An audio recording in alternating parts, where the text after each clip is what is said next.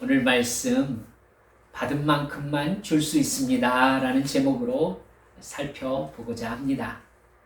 지난 시간에 에덴 동산에서 발생한 이 일을 살펴보면서 아담과 하와가 하나님을 떠나면서 정령 죽으리라는 운명에 처하게 되는 그러한 과정을 살펴보았습니다. 사탄의 말을 받아들이고 죄를 범하자 그들은 즉시 죄책감과 두려움과 수치심을 가지게 되었습니다. 여러분, 그때부터 인간은 죄인으로 태어날 수밖에 없었고 모든 인간은 아담의 후손으로 태어나기 때문에 죄책감과 두려움과 수치심을 본성으로 가지게 되었습니다. 여러분, 죄의 결과 사람은 이기적인 본성을 가지게 되었고 이기적인 생각과 행동을 할 수밖에 없게 되었잖아요. 근데 그 본성에 의해서 행동한 거에 대한 죄책감과 수치심과 두려움을 가지게 되는 이중적 모습을 가지게 된 겁니다.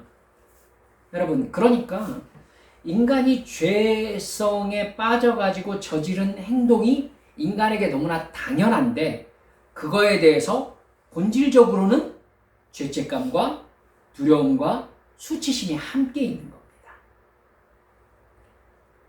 그래서 사람은 자기 이기적인 욕망을 이루기 위한 말과 행동을 하면서 사는데 최대한 자기 마음의 본심을 다른 사람이 알지 못하게 행동합니다. 거짓말도, 도둑질도, 간음도, 살인도 모두 자기 이기적 욕망을 채우는 행동인데 다른 사람이 모르게 합니다. 죄책감이라는 것이 있기 때문이죠. 사랑하는 여러분들, 그래서 사실은 정치라는 것이 생겨난 것입니다. 그렇게 자기 마음을 숨기고 자기 이익을 추구하기 때문에 저 사람의 말과 행동 속에 무슨 마음이 진짜 들어있는가를 사람들이 살펴보고자 하게 된 것이죠. 여러분, 그렇게 다른 사람이 내 속마음을 알게 되었을 때는 어떻게 합니까? 자기가 그런 마음이 아니었다고 혹은 자기가 그 행동을 하지 않았다고 우깁니다. 다른 존재에게 자기의 죄를 떠넘기는 것이 바로 그것 때문입니다. 아담은 자기가 선악과를 따먹은 이유를 하나님께서 나에게 만들어주신 여자 때문이라고 말했습니다. 하나님과 여자에게 자기의 죄책을 떠넘기고 있지요. 하와는 뭐라고 그랬습니까? 뱀, 사탄 때문이라고 했습니다. 이게 인간의 본성입니다. 선악과를 따먹은 인간은 자기 이익을 위해 존재하는데 그걸 위해 지음받지는 않았잖아요. 하나님과의 사랑의 관계를 위해서 지음받았단 말입니다. 그렇기 때문에 자기 이익을 위해서 존재하는 인간 존재 자체에 대해서 본성적인 죄책감이 생긴 것입니다. 하나님과의 관계를 위해 존재하는 하나님의 형상이 왜곡되었기 때문이지요. 영적 전체성이 죽어버리고 육체만 남았습니다. 영적 가치관이 사라지고 육적 이익을 위한 가치관만 남았습니다. 영적인 시각과 청각이 죽어버렸습니다. 자기 이익을 위해 죄를 지으며 사는 것을 자기 정체성으로 받아들인 것입니다. 그런데 그것을 위해서 지음받지는 않았기 때문에 죄책감이 인간의 본성 깊은 곳에 남아있는 거예요. 그러니까 이 죄책감이 올라오는 건 싫은 겁니다. 그래서 죄가 발각되면 죄를 부인함으로 죄의 책임을 떠넘김으로 죄책감을 떨치려고 하는 것입니다. 그래서 인간은 자기 죄를 인정하는 것이 인정하지 않는 것보다 이익이라는 판단이 들지 않는 이상 절대로 자기 죄를 인정하지 않습니다. 내가 인정해야 이익이다 할 때만 인정해요. 즉 사람은 절대 스스로 회개하지 않는다는 겁니다. 심지어 자기가 선악과를 따먹은 책임을 하나님께 돌릴 정도로 어이없는 존재가 되고 말았기 때문입니다. 여러분, 그럼 이렇게 여쭤봅시다. 그런 인간이 누군가를 진정으로 사랑한다는 것이 가능할까요? 하나님께서 아담에게 하와를 데리고 왔을 때 아담은 내 뼈 중에 뼈요 살 중에 살이라고 말했습니다. 무슨 말입니까? 나와 같은 존재다. 너는 곧 나다. 라고 고백한 것입니다. 그게 사랑이잖아요. 그랬던 아담이 선악과를 따먹고는 여러분 하와하고 선을 냉정하게 그어요. 내 뼈 중에 뼈요 살 중에 살이다. 너는 곧 나다. 라고 했던 이 남자가 하나님께서 이 여자를 나에게 보내주셨잖아요. 이 여자 때문에 내가 선악과를 먹었습니다. 선을 쫙 끊는 거죠. 이게 죄인이 사람을 대하는 방식입니다. 죄인인 인간은 자기에게 이익이 될 때만 사랑이라는 감정을 느끼게 되어 있습니다. 내가 그 사람을 지배하거나 그 사람이 나에게 절대적인 의미를 부여하고 나를 섬긴다고 느낄 때에 사랑이라는 감정을 느낍니다. 그래서 일반적으로 남자는 힘을 가지려고 하고 여자는 아름다움을 가지려고 합니다. 힘과 아름다움을 줄 수 있는 도구가 무엇입니까? 돈, 재능, 인맥, 학벌 이런 종류의 것들입니다. 모두 자기에게 복종하게 만들기 위한 도구들이라는 것을 잊지 마십시오. 사람은 본질적으로 누군가를 그 존재로서 아끼고 사랑할 수 있는 능력이 상실되었습니다. 여러분, 자녀를 사랑하는 부모의 마음은 무조건적인 사랑을 할 수 있지 않을까요? 라고 말할 수 있는 분이 계실지 모르겠습니다. 정말 그런가요? 자녀를 사랑하는 사랑이 부모에게 늘 일관되어 있습니까? 옛날에는 자녀를 사랑하는 부모의 마음이 최고라고 가장 높였었습니다. 그러다가 어느 순간인가 여러분, 어머니의 마음으로 좁혀진 거 눈치채셨습니까? 어버이날보다 어머니날이라는 말이 더 마음에 강하게 와 닿는 세상이 되었죠. 왜일까요? 아버지가 집안에서 폭력적이고 지배적인 태도를 취하는 경우가 많았기 때문이지요. 그러나 이제는 과연 어머니가 자녀를 존재로 사랑하면서 자기를 희생하는지에 대한 의문이 생기는 시대가 되었습니다. 이성을 향한 이해할 수 없는 애정, 자녀를 향한 이해할 수 없는 애정 이렇게 얘기할 때 이 이해할 수 없는 이라는 부분은 무슨 뜻이냐면요. 이익이 없는데도 사랑하는 감정이 생겨있기 때문에 붙어진 말입니다. 근데 그 이해할 수 없다고 했던 부분을 생물학적으로는 이제 그게 호르몬의 역할이었다라고 상당 부분 밝혀졌습니다. 그 호르몬이 아버지가 가장 먼저 중단되는 것 같습니다. 그 다음 어머니도 중단되는 느낌입니다. 이성들은요. 결혼하면 바로 중단되는 것 같습니다. 제정신이 돌아오는 거죠. 하나님이 창조하실 때 심어놓으신 본능에서 벗어나서 타락한 죄성으로 돌아오는 겁니다. 그렇기 때문에 인간은 결국 스스로는 누군가를 진정으로 사랑하는 마음을 가질 수 없는 존재라는 것이 여러분 죄송합니다만 이 부족한 목사의 결론입니다. 그런 사람이라는 존재가 어릴 때부터 부모로부터요. 부모가 무조건적인 사랑을 주고 있다라고 세뇌에 가까운 이야기를 들으며 자란다는 게 이게 문제입니다. 사실 부모도 자신이 자녀를 무조건적으로 사랑하는 마음을 자기도 잘 모릅니다. 생명을 키우는 생명체의 본능이기 때문입니다. 동물들도 그런 모생애가 있지 않습니까?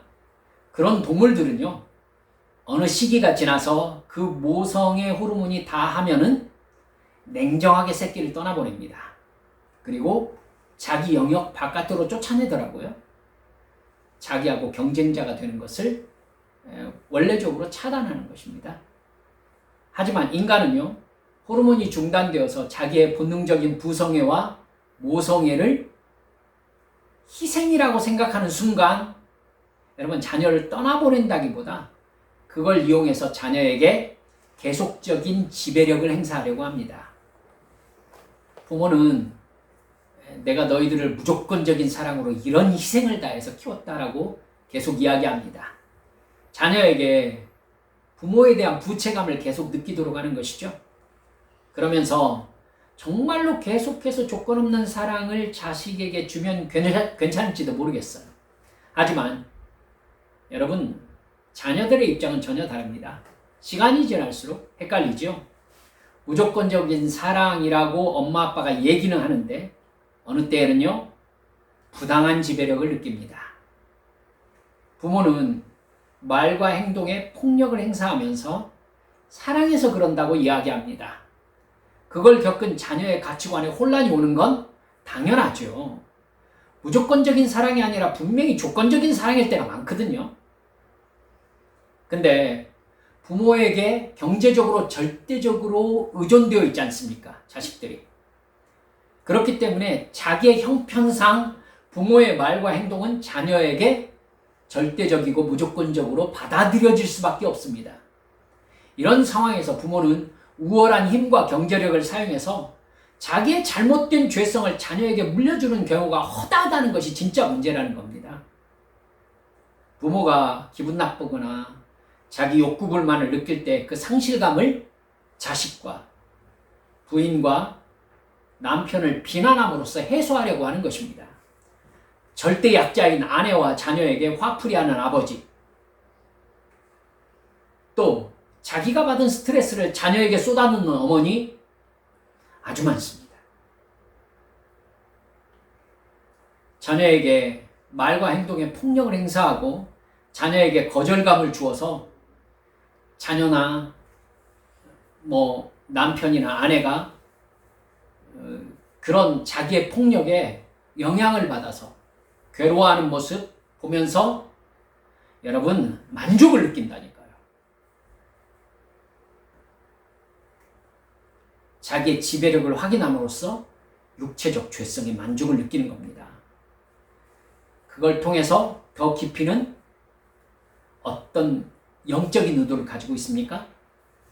자기 안에 있는 본성적인 죄책감과 두려움과 수치심을 희석시키는 것입니다. 왜 스트레스 받았어요?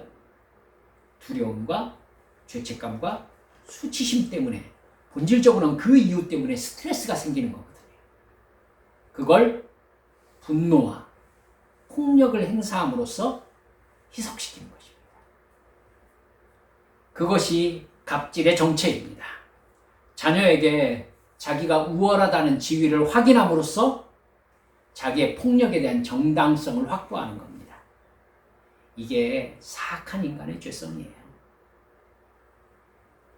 이런 상황이 되면서 진짜 문제는 자녀에게 발생합니다. 자아상이 확립되어 있지 않은 아이는요, 거듭나지 않은 부모의 비난과 욕과 판단을 사랑과 섞여서 받아들입니다. 그래서 여러분, 그렇게 자기 안에 받아들인 부모의 비난은 자녀 안에서 자아상으로 자리 잡습니다. 죄송합니다. 멍청한 놈, 바보 같은 놈, 말 안 듣는 놈, 쓸모없는 놈이라는 말을 나를 보호해주고 나를 양육하는, 또 나를 사랑한다는 부모로부터 들은 자녀. 여러분, 그러면요, 어느 부분은 분명히 자기가 진짜 그런 존재라고 생각하게 되어 있습니다. 그런 아이가 자라서 삶에서 실수나 잘못을 했다는 생각이 들 때 어떤 생각을 하겠습니까?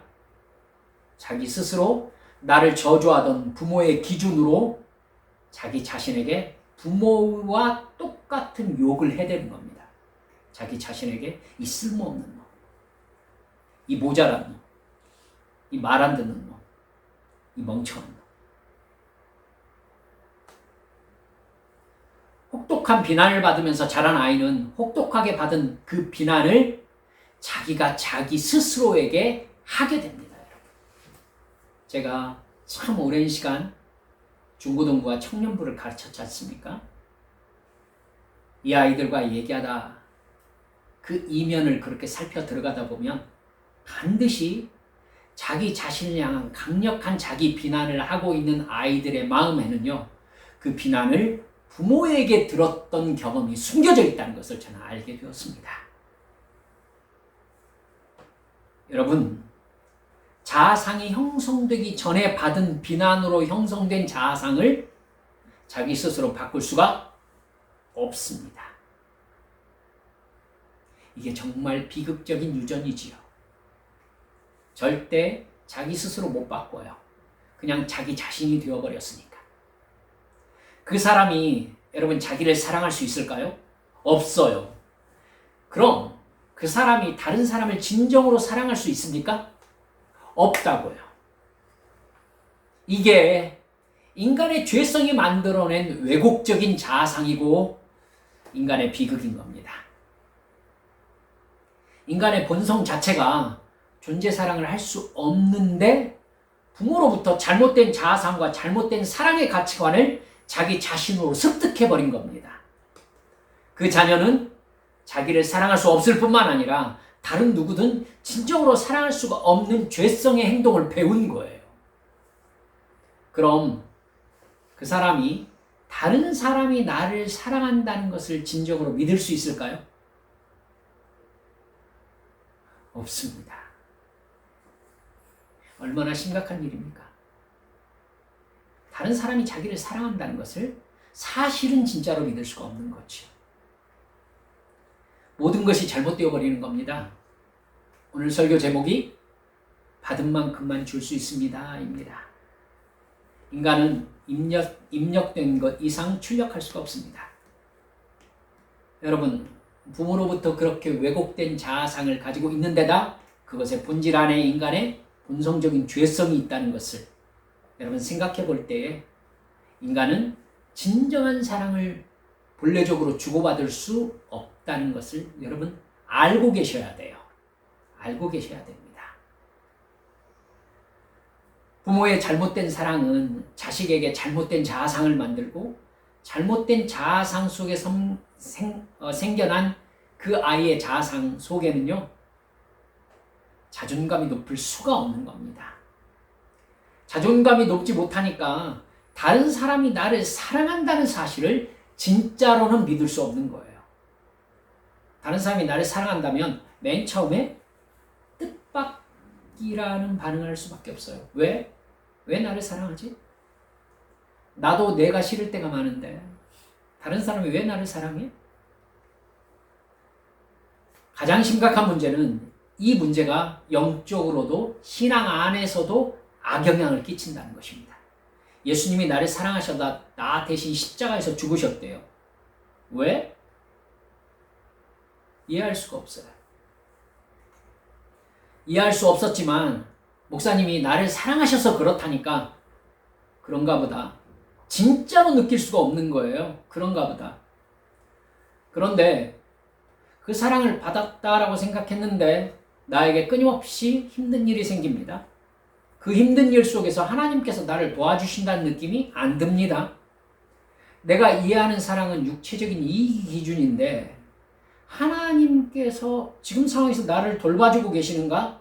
나를 도와주고 계시는가? 그렇게 생각되지 않는단 말입니다. 하나님의 사랑이 이해가 가겠습니까? 사랑한다는 것이 이해가 안 갑니다. 결국 예수를 믿는다는데도 하나님이 나를 사랑하신다는 것을 진정으로 믿기가 어려워지는 거예요. 그렇기 때문에 내가 하나님을 사랑한다는 느낌도 사실 진짜로 들지는 않는 겁니다. 하나님의 사랑을 어떻게 이해해야 될지 모르겠고 이 상황에서 그 마음으로 하나님을 내가 사랑한다? 내가 누군가를 사랑한다? 어떻게 하라는 거지? 이러면 여러분 아실 겁니다. 이 사람 구원 받았습니까? 이 사람 구원 받을 수 있습니까? 이 사람 모든 것이 뒤죽박죽입니다. 지금 예수를 믿는 것도 같고 믿지 않는 것도 같습니다. 어느 때에는 하나님이 나를 사랑하는 것 같기도 하고 어느 때에는 전혀 사랑하지 않는 것 같기도 합니다. 여러분 사실은 불신자입니다. 방법이 없을까요? 오늘 본문에서 제자들의 마음이 이렇게 뒤죽박죽이라는 사실을 여러분이 보셨으면 좋겠습니다. 제자들은 예수님이 붙잡히시기 전에 일주일 동안 예수님을 따라다니는 그 마지막 일주일 기간 동안이 제자들 가장 자기중심적이었습니다. 오늘 본문 28절에서 베드로가 예수님께 이렇게 묻습니다. 보소서, 우리가 모든 것을 버리고 주를 따랐나이다. 뭐라고 말하고 싶은 거죠? 우리가 이렇게 당신을 위해서 희생했는데 당신에게서 무엇을 얻을 수 있습니까? 이걸 묻고 싶은 겁니다. 지금 제자들은 지난 3년 동안 예수님을 무슨 마음으로 따랐는지를 드러내고 있는 겁니다. 이 이야기를 하고 싶어서 따른 것이죠. 우리가 이렇게 예수님을 따랐습니다. 이제 당신이 우리에게 그거에 대해서 갚아줄 때 아닙니까? 이 얘기를 하고 싶은 거라고요. 예수님을 사랑하는 마음입니까? 예수님은 제자들에게 집과 형제와 자매와 어머니와 자식과 토지를 100배나 받되 박해를 겸하여 받게 될 것이다 라고 말씀합니다. 그리고 내세의 영생을 받게 될 것이다 이렇게 말합니다. 그리고 마지막에 뭐라고 하십니까? 하지만 먼저 된 자로서 꼴찌되고 꼴찌된 자로서 먼저 될 자가 많다 이렇게 말씀하셨습니다. 맨 마지막 말이 무슨 말입니까? 진짜 너희들이 모든 것을 버리고 나를 따랐느냐? 이렇게 묻고 있는 거예요. 그렇게 질문하는 너희들이 모든 것을 버리고 나를 따른 사람이냐? 정말 나를 따랐던 거에 대해서 대가를 요구할 만한 너희들의 마음 상태니? 라고 묻고 있는 거예요. 그런 너희들이 꼴찌될 가능성에 대해서 깊이 생각해라 라고 말씀하고 계시는 겁니다. 아니나 다를까?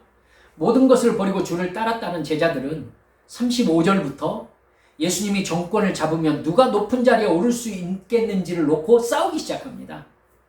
그리고 14장으로 가면은요, 제자 중에서 가룟 유다가 예수님을 파는 사건이 일어납니다. 결국 예수님에게서 다른 제자들과의 경쟁에서 자기가 어떤 자리를 차지할 것이 마땅치 않다라고 느껴지자 자기 이익을 가장 빨리 챙긴 것이죠. 마침내 마가복음 14장 50절 겟세마네 동산에서 예수님이 잡히실 때에 여러분 이렇게 기록되어 있습니다. 제자들이 다 예수를 버리고 도망하니라. 그리고는 14장 72절을 보면 이렇게 나오죠. 수제자 베드로에 대한 이야기입니다. 닭이 곧 두 번째 울더라. 이에 베드로가 예수께서 자기에게 하신 말씀 곧 닭이 두 번 울기 전에 네가 세 번 나를 부인하리라 하심이 기억되어 그 일을 생각하고 울었더라. 여러분 생각은 어떠세요? 제자들이 예수님을 믿은 사람들입니까? 정말 예수님을 사랑한 사람들입니까? 아니죠. 아닙니다. 그들은 거듭나지 않은 사람들이었어요. 그들은 자기 이익을 위해서 예수님을 따라다닌 사람들이었던 겁니다. 예수님을 사랑한 것이 아니라 예수님을 통해서 자기가 얻을 것을 사랑한 것이죠. 인간은 절대 누군가를 자기 이익을 떠나 사랑할 수가 없는 존재인 것을 제자들이 드러내고 있는 겁니다. 그 제자들에게 예수님께서 요한복음 14장에서부터 마지막 다락방 설교를 하고 계십니다. 그 예수님의 설교는 성령에 맞추어져 있습니다. 예수님은 새 계명을 주셨는데 서로 사랑하라 하신 것이었습니다. 너희가 서로 사랑할 때 사람들이 너희가 내 제자인 줄 알게 될 것이다. 여러분, 예수님은요, 그 제자들이 몇 시간 후에 뿔뿔이 예수님을 버리고 흩어질 걸 알고 계십니다. 여러분, 사랑의 능력이 없는 사람들입니다. 그 제자들에게 예수님께서 뭐라고 하신다고요? 서로 사랑하라. 사랑의 능력이 없는 사람들한테. 왜요? 예수님이 할 수 없는 일을 시키고 계신 것입니까? 아닙니다. 여러분, 제자들에게 성령께서 오실 것이기 때문이었습니다. 할렐루야. 여러분, 성령께서 오실 것이기 때문에 예수님께서 너희들 서로 사랑해라 라고 말씀하고 계시는 거예요.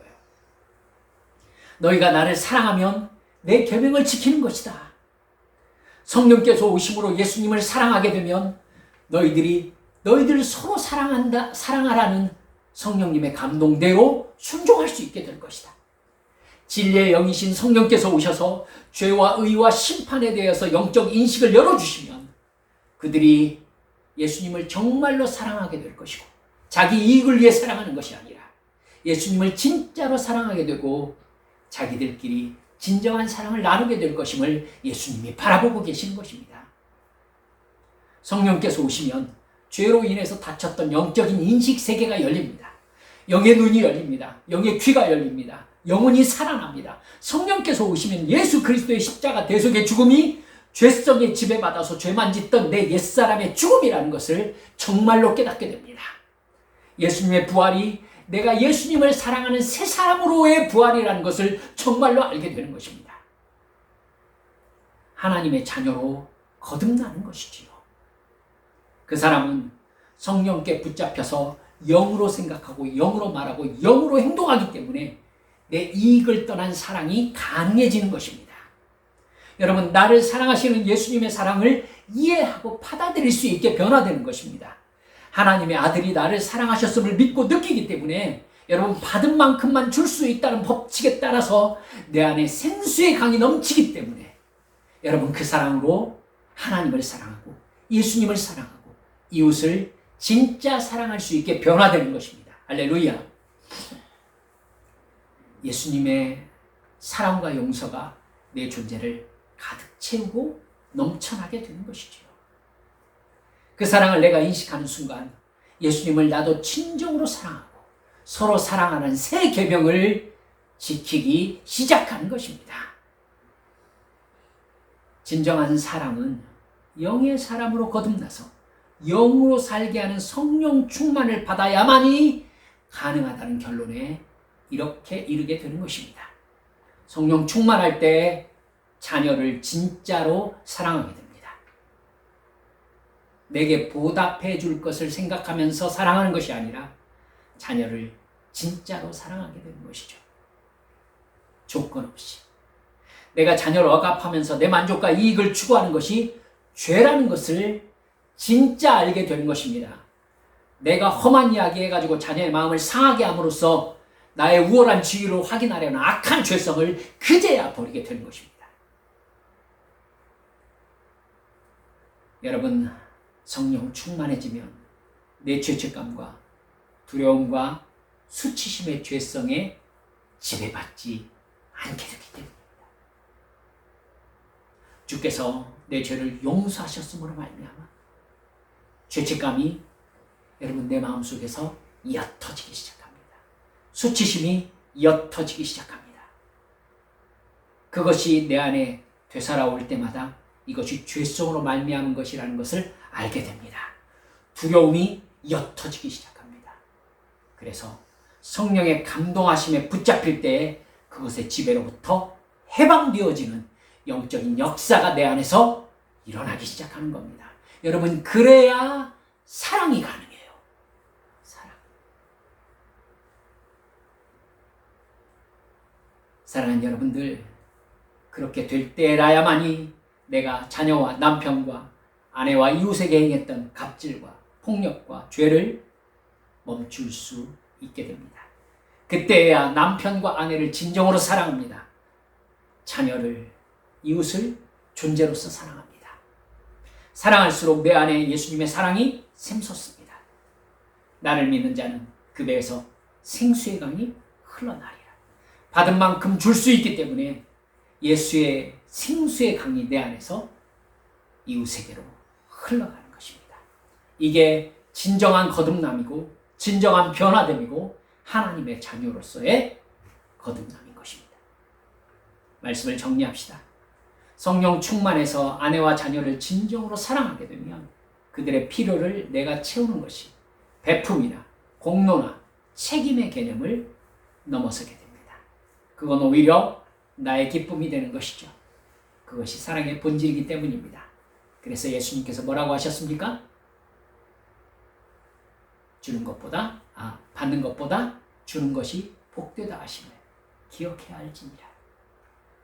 조금이라도 아깝거나 거리끼거나 보상을 바라는 마음이거나 이용당하는 느낌이 든다면 여러분, 내가 참으로 그들을 대하고 있지 않은 것입니다. 그 사실을 여러분, 가족들이나 내 이웃은 내 곁에 있는 사람들은 바로 알게 돼 있어요. 내가 지금까지 어떻게 살아왔는지, 어떤 사람으로 살았는지, 누구로 살았는지 돌아보셔야 합니다. 자녀들은 나로부터 진짜 사랑을 느낀 자녀들인지 아니면 사랑이란 이름으로 억압을 받아온 자녀들인지 자녀들은 알고 있어요. 또 누구도 합니까? 사실은 나도 알고 있습니다. 하나님은 나를 사랑하는 아버지시기 때문에 나의 필요를 채우시는 것을 하나님의 공로라고 나에게 주장하지 않으신다는 것을 기억합시다. 내 아버지께서 나의 필요를 모두 알고 계신다고 예수님께서 말씀하셨습니다. 예수님은 성령 충만하여서 하나님 아버지를 사랑하라고 하셨습니다. 그렇게 하나님을 사랑하는 사람에게 하나님은 사랑을 베푸십니다. 이게 사랑의 본질이에요. 하나님을 계산하는 사람에게는 하나님이 그 사람을 어떻게 대하실까요? 계산으로 대하십니다. 탕자의 형을 보면 그게 확 드러나요. 아버지를 진정으로 사랑하는 마음을 품고 아버지와 살았더라면 탕자의 형은 정말 행복했을 거예요. 근데 여러분, 탕자의 형은 아버지를 계산으로 대합니다. 그러자 탕자의 형의 삶은 어떠했습니까? 여러분, 값없이 베푸시는 아버지와 살고 있으면서도 이분은 나에게 염소 새끼 한 마리도 나를 위해 주지 않는다 라고 생각하면서 살았어요. 불행했지요? 마치 일꾼처럼 살았습니다. 아버지는 얼마나 안타까웠을까요? 내 것이 다 네 것인데. 얘는 그걸 전혀 모른 채 자기 일꾼으로 살고 있잖아요. 아버지와 사랑의 관계가 되지 않는 겁니다. 왜? 아버지를 계산으로 대하니까 자기 역시 계산밖에 누리지 못하는 것입니다. 거지나 품꾼처럼 일하고 싹쓸 받는 개념으로 아버지와 살고 있는 거예요. 큰아들이라는 사람이. 큰아들은 아버지가 죽기를 바라고 있잖아요. 그렇죠? 죽어야 자기 것이 되는 거예요. 여러분, 그래서 여러분께 이렇게 도전했던 기억이 납니다. 혹시 하나님이 없어야 우리는 편안한 것 아닙니까? 이 시간 한번 돌아봅시다. 나는 하나님의 풍요로우심과 사랑 많으심을 경험하며 살고 있는가?